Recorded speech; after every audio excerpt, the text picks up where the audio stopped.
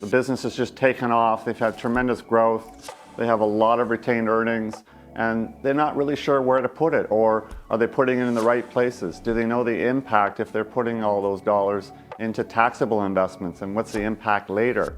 And maybe they haven't set enough aside for emergencies or a safety net, or having the capability of being able to say, hey, there's an incredible opportunity for us to make more money to expand our business or to help a family member start a business. Now we need capital, but they haven't had the foresight to look at where that capital is going to come from in the future.